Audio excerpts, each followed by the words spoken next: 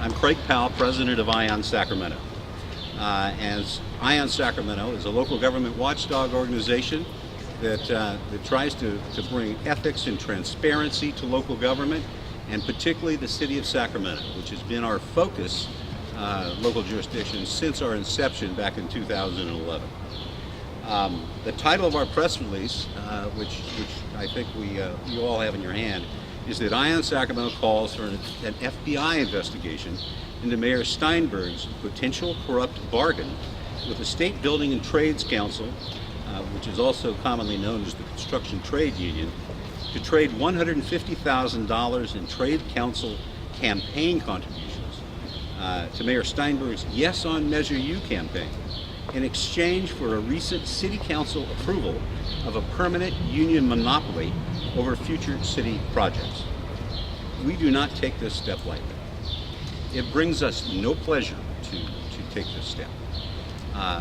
But what we've discovered over the course of the recent weeks is a very troubling set of facts and pattern of behavior that is involving the mayor's largest single funder of his Yes on Measure U campaign, the State Building and Construction Trades Council, and the mayor's recent actions in pressing the Sacramento City Council to approve an anti-competitive project labor agreement, which has given the Trades Council and its local affiliates an effective monopoly over future major city construction contracts, a monopoly that will significantly drive up taxpayer costs on city projects and which will unfairly discriminate against non-union contractors and workers in Sacramento.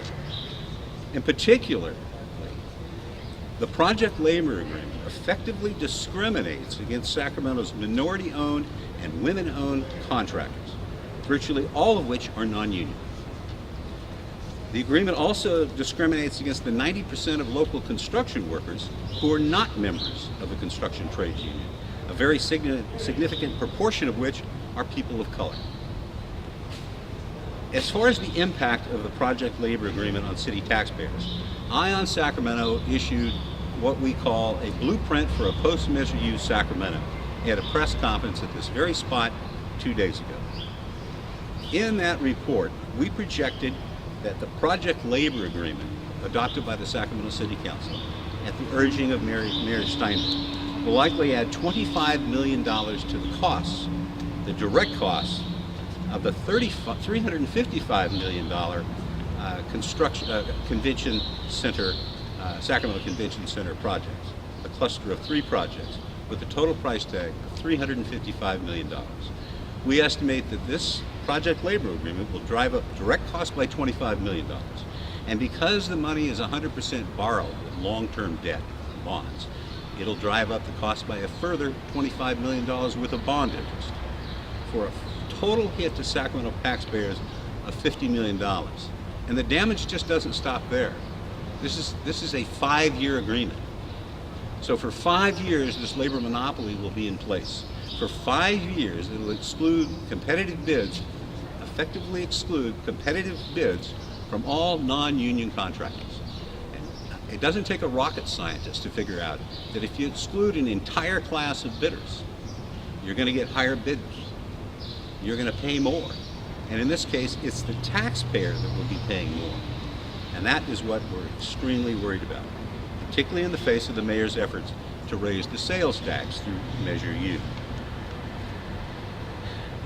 With 18 other projects in the pipeline for the next year, the city pipeline, we estimate that the recurring annual cost to city taxpayers of the project labor agreement will amount to $10 million or more each year.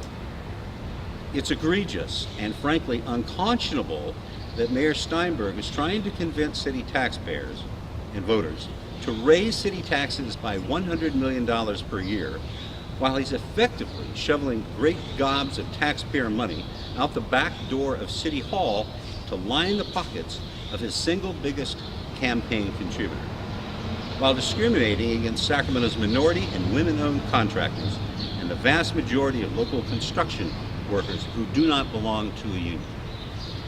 In an expose published just this morning in the Sacramento Business Journal, The mayor admits that he and the State Building and Construction Trades Council have been working on this citywide project labor agreement for a year.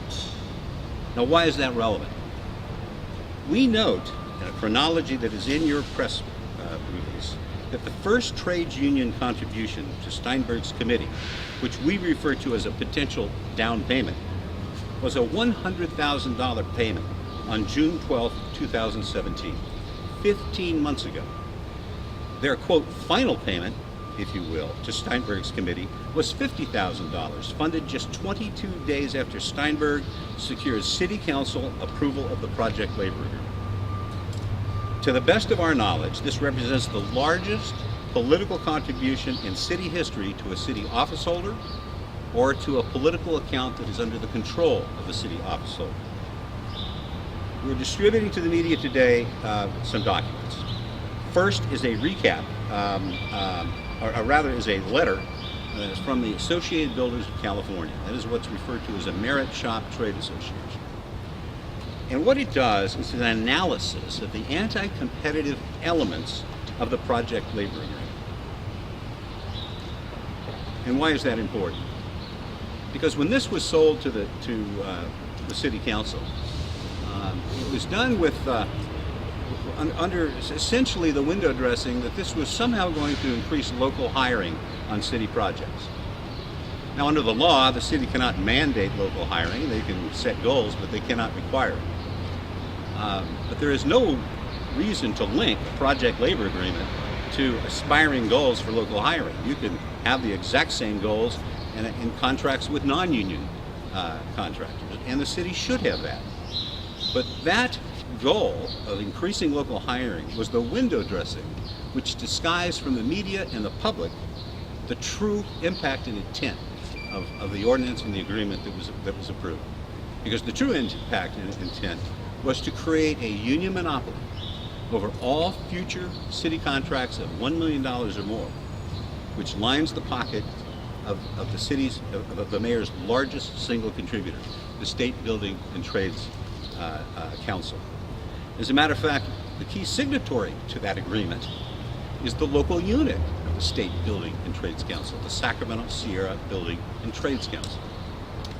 So here we have a contribution of $100,000, which in and of itself is, in our view, we believe to be the largest contribution in city history, being given 15 months ago, followed by a one-year period where the mayor works side by side with this very same union to develop this highly discriminatory, highly anti-competitive agreement, culminating in the actual council approval of this just a month or so ago, followed 22 days later by another check for $50,000.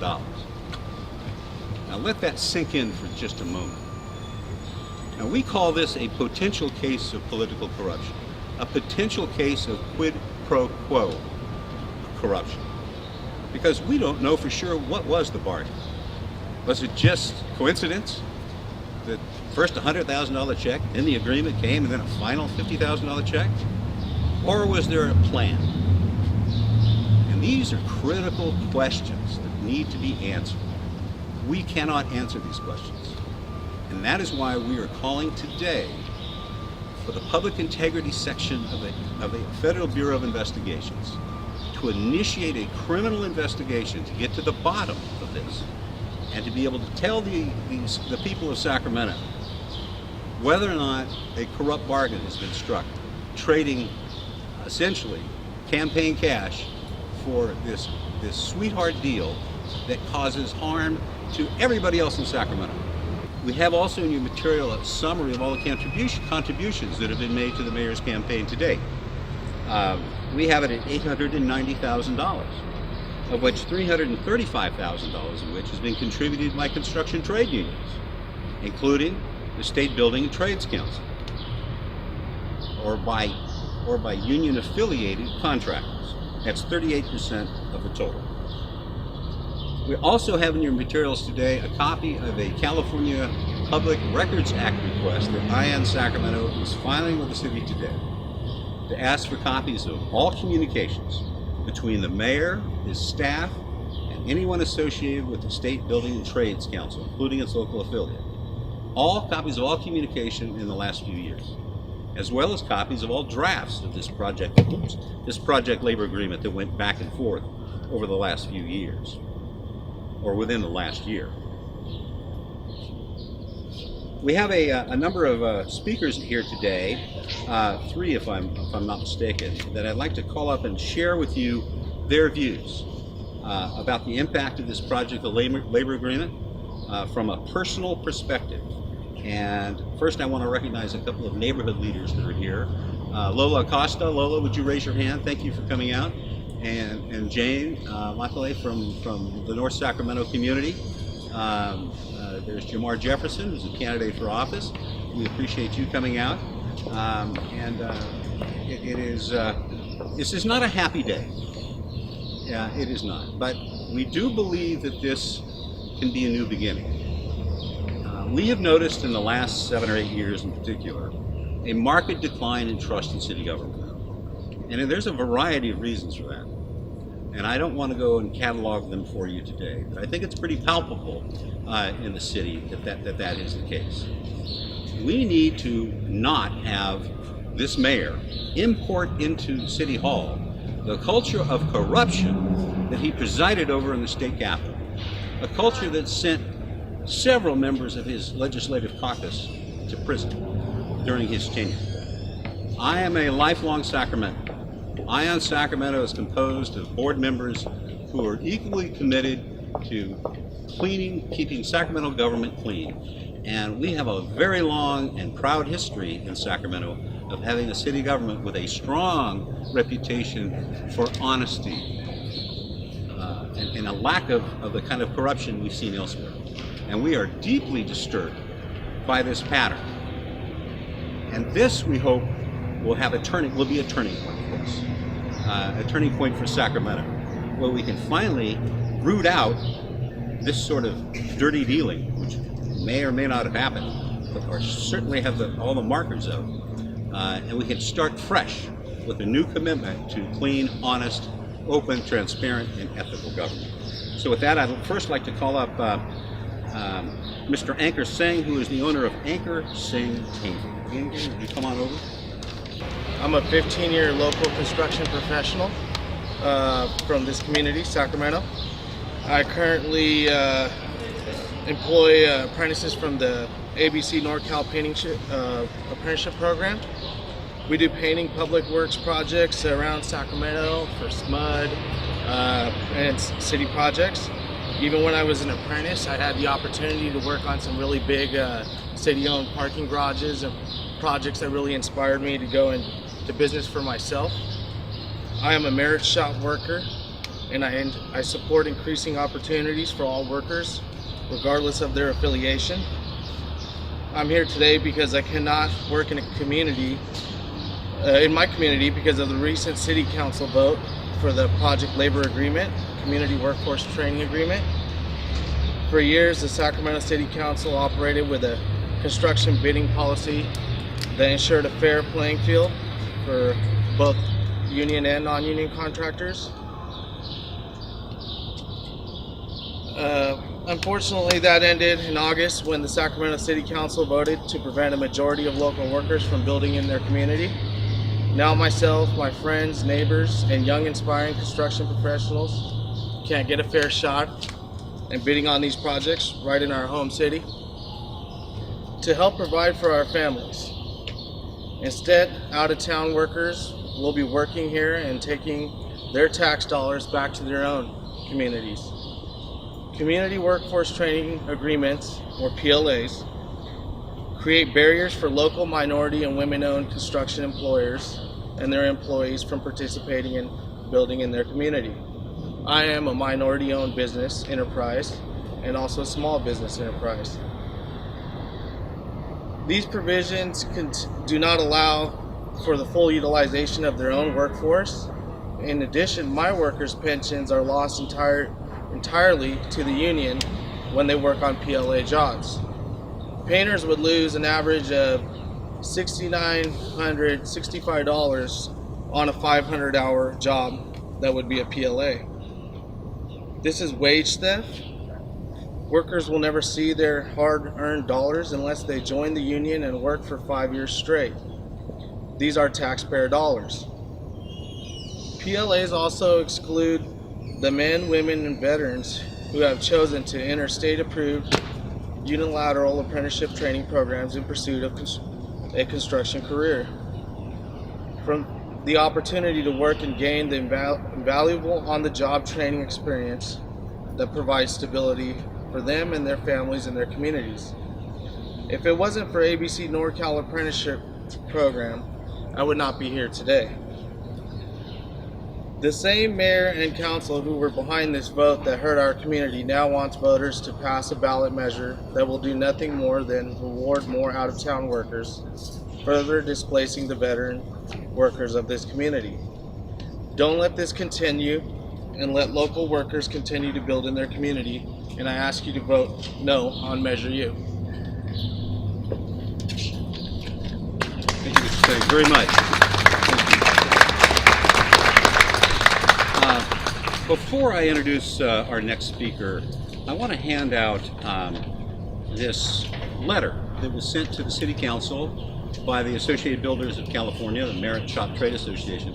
It really outlines these pernicious elements of the project labor agreement that effectively bars competition, because it's kind of a slick agreement, really. It doesn't say non-union contractors shall not be able to bid. It's far more pernicious than that. What it does is it has elements in it and requirements that make it, from a cost perspective and an operational perspective, utterly impossible for a non-union shop to be able to bid and perform work on this. So first, let me pass these out to members of the media, if I may. And Mr. Singh alluded to some of them. One of them is that as part of this project labor agreement, all contractors have to pay into a union benefits program, a union retirement plan, a union health plan, for which these folks are not beneficiaries. These non-union workers behind us who help build Sacramento would have to put their hard-earned money into these accounts and never get the benefit from it. And that's why this is wage theft. And that makes it horribly costly for a non-union contractor to be able to bid, because essentially they have to re-up the compensation of the workers to make up for the wage theft that's going on. There's also, he alluded to, apprenticeship programs. These project labor agreements require apprenticeship programs, workers to go through apprenticeship programs, but only union apprenticeship programs, not the very high caliber apprenticeship programs they're going through their employers or their trade associations. It's another way to put a damper on any non-union contractor from bidding. Dues. They have to pay dues, union dues, even though they're not members, which can cost upwards of $1,100 on a project. Finally, I think one of the most difficult ones to swallow of all of them has to do with who they're able to hire on their projects. You would think a contractor bidding on a job would be able to use their own employees, not under a project labor agreement. Under a project labor agreement, contractors have to hire most of their workers, or at least 50% of them, for the smaller contractors, from a union hiring hall. In other words, they're hiring strangers who've never worked with them before on these projects. Well, what business could ever afford to operate by hiring strangers who you have no idea the quality of their work? You've never worked with them before. They don't know your procedures. It is an insurmountable impediment to being able to perform work when you're forced to hire out of a union hall of people that you have no prior working relationship with. So next, what I'd like to do is ask our next speaker, which is Christine Leone. Come on up, Christine. All right, so my name is Christine Leone, and I've worked as a construction professional for 44 years. I started back in the mid-70s. So I've seen this trade develop and change a lot since I've started. I began my career working in a food manufacturing plant. I was hired as a mechanic and I was trained as an electrician. So that's where my electrical career started. I was a Teamster at the time, so I was part of a union. I also started in 19. I'm trying to remember when I started my own business. 1989. I started my own business. I got my C10 and I ran Leone Electric for 27 years.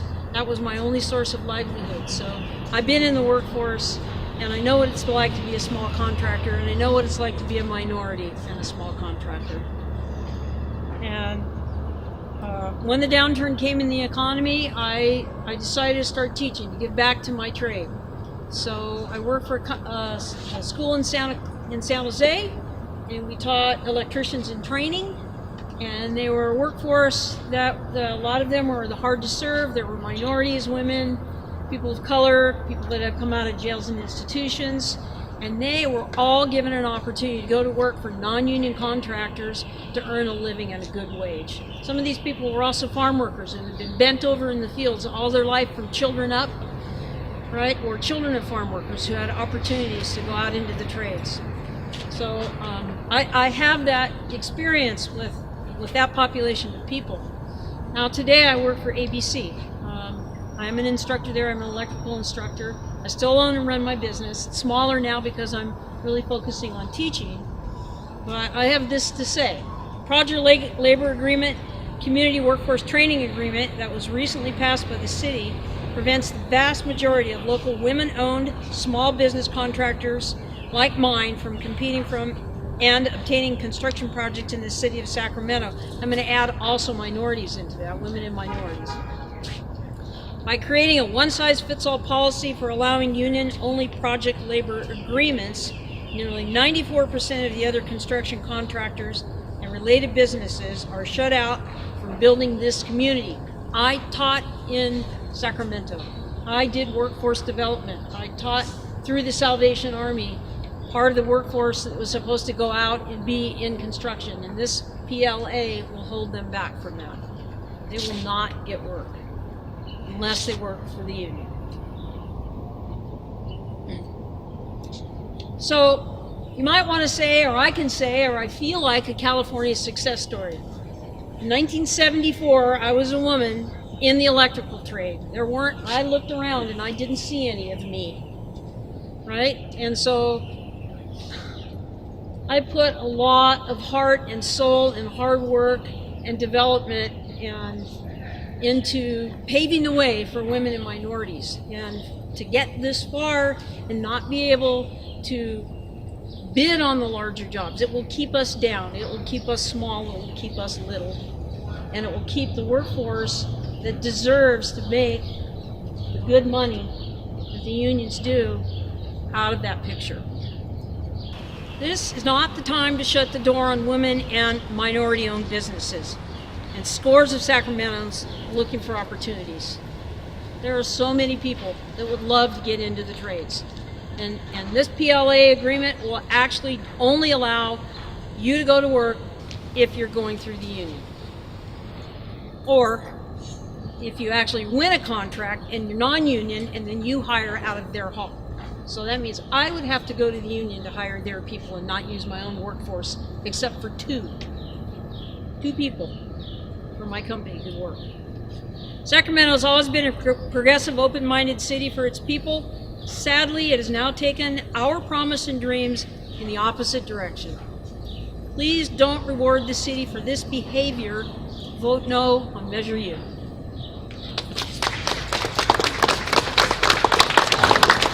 Thank you very much, Christine. I want to quickly walk folks through the chronology that's at the bottom of your press release, so you really aren't mistaken or have any misunderstanding of what really has transpired. It started with the mayor's creation of what's called a recipient committee back on May 1st of last year. Now, what is a recipient committee? That's what the Fair Political Practices Commission and the Fair Political Practices Act calls it. What it really is a fund where the controller of the fund, which is Darrell Steinberg, can spend the money any way he wants. So what do you call a political fund where the controller of it can spend it any way he wants, particularly when he's an office holder? I think it's fair to characterize that as a political slush fund. It really is. So this was created on May 1st of 2017. Okay. The next act, in step 2, is 42 days later. 42 days later. This political slush fund receives its first contribution. And as far as we can tell, it was the first one for quite some time. And it was the $100,000 contribution from the State Building and Construction Trades Council. $100,000. Again, what we believe to be the largest political contribution to an office holder or an account he controls in city history. On August 31st, the Sacramento Bee takes notice of this, writes an article, publishes an article written by Ryan Lillis, stated that this campaign committee was created in April of 2017 and said it got a $100,000 donation from the State Building and Construction Trades Council. This is apparently the first public mention of the formation of the Steinberg Committee and the State Building and Trades Council's funding of the committee. Next is, in July 31st of this year, the Sacramento City Council, on a 7-to-1 vote, calls to our November ballot Measure U, posing to Sacramento voters the question whether they want to double their Measure U sales tax, something the mayor is very strongly in favor of. 3 days later, the Steinberg Committee files an amendment to its statement of organization with the Secretary of State, changing the purpose of the committee from an unspecified recipient committee, what we dub a slush fund, to a committee formed specifically to support the extension and ultimate doubling of Measure U. Let's fast forward about 3 weeks from that point. On August 21st, the Sacramento City Council, on a 7-to-1 vote, with no prior public review by any council committee or any prior reading, both of which are acts required by council procedure.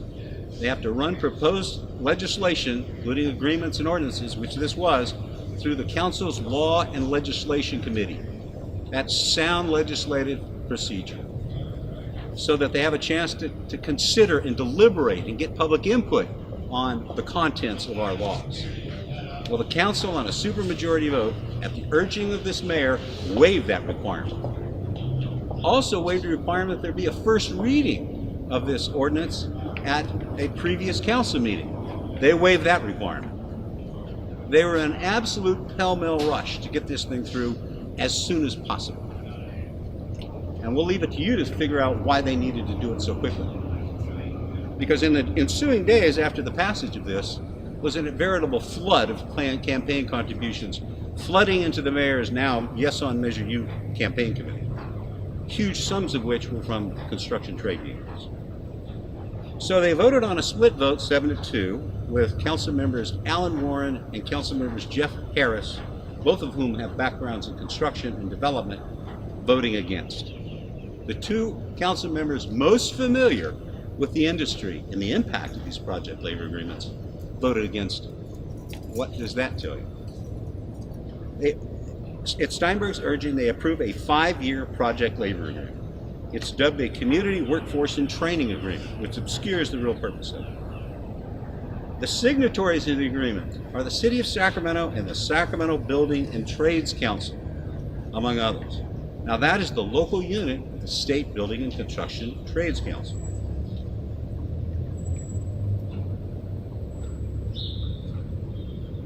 Now, the staff report that was associated with this agenda item, and I don't know of those of you who are unfamiliar with city council meetings, but in connection with every item listed on their agenda, city staff prepares a report. It's an analysis of it. It educates and informs both council members and the public on what it's all about, and what are the issues associated with it, what problems they might be trying to address. This one was the most disappointing city staff report I've ever read, and I've read thousands of them. Because this one completely obscured both the intent and the impact of this project labor agreement. It sold it as just setting goals for increased local hiring. Made no mention whatsoever of the anti-competitive elements of this project labor agreement, which is stifling competition and keeping these men and women from being able to work in this community, and for a government that they pay taxes to. Staff completely ignored that.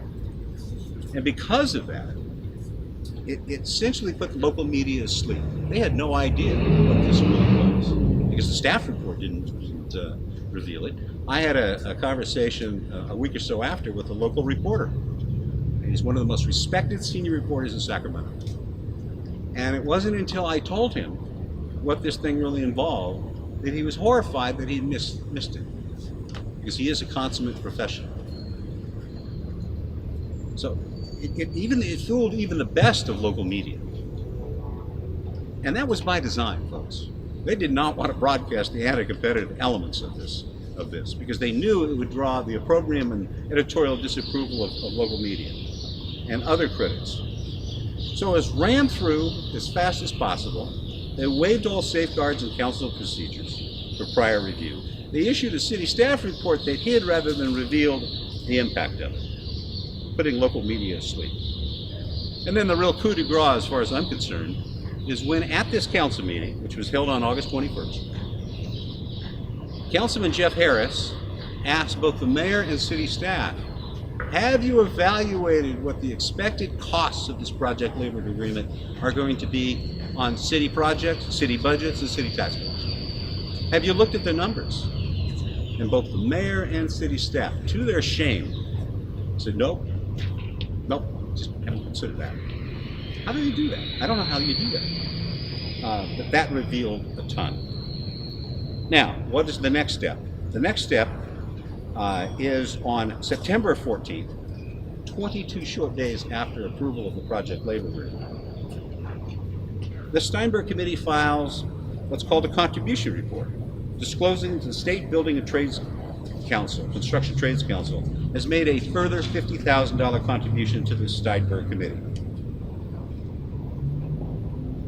So that's the long and the short of it, folks, and that's what's troubling us, and I think it should trouble Sacramento voters, and that's what's motivating us to get to the bottom of it. And it is very difficult for a local law enforcement agency to initiate an investigation into a very powerful local political figure. And Mayor Steinberg may very well be the single most powerful political figure in Sacramento.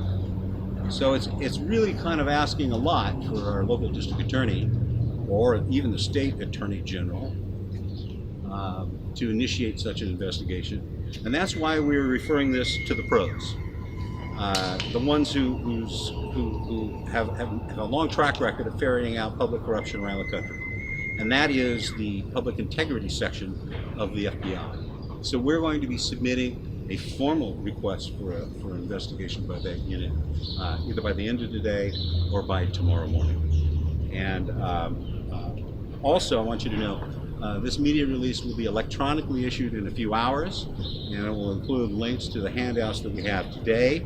And included in the handouts, do we have the packet over here? Here we go. In there are copies of all the FPPC filings that I've been alluding to. It also includes a copy of the summation page, the summary page of all contributions made to date to the Yes on Measure U committee. Now, we computed them through, I think, this weekend at $890,000. But Scott Scott Robb, who is the author of this incredibly detailed article that was published on SacramentoBusinessJournal.com this morning, that did a deep dive into all these details, into these payments, into this whole process of the project labor agreement. I urge people to read that and go over it. But what we will be doing is we're handing out now the FPPC filing, copies of that, the summation.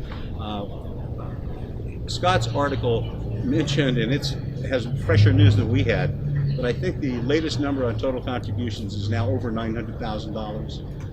Yeah. So it's climbing every day. Questions in a minute. Thank you.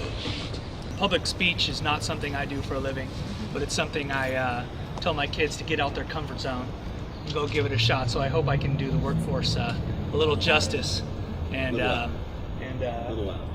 go ahead and give this a shot, for the workforce. My name is Mitch Everhart. I've been an electrician for 20 years and certified in the state of California as a general electrician. I've worked for Berg Electric as a general foreman. Berg Electric is a Sacramento-based electrical contractor that's worked in the city of Sacramento for over 15 years. I'm a merit shop worker and support opportunities for workers regardless of their affiliation. I'm here today because I cannot work in my community because of recent city council vote for Project Labor Agreement, Community Workforce Training Agreement. For years, the Sacramento City Council operated within a construction bidding policy that ensured a fair playing field, regardless of labor affiliation. We have delivered the quality of workmanship throughout our community to be proud of. Unfortunately, this ended in August. The Sacramento City Council voted to prevent a majority of local workers from building here. My friends, co-workers, inspiring apprentices, and myself included. Construction workers are a very proud group of people. We work, spend our money in the city. We show our families, our kids, the work that we have completed. See, son, Dad helped build that building. PLAs create barriers for local, minority, and women-owned construction employers and their employees. In addition, workers' pensions, including mine, I've had this experience, are lost to the union. For example, if I worked in a PLA project, I would lose $1 or $11.50 an hour to the union, over $5,000 based on a 500-hour job. That's what I call wage theft, and I agree.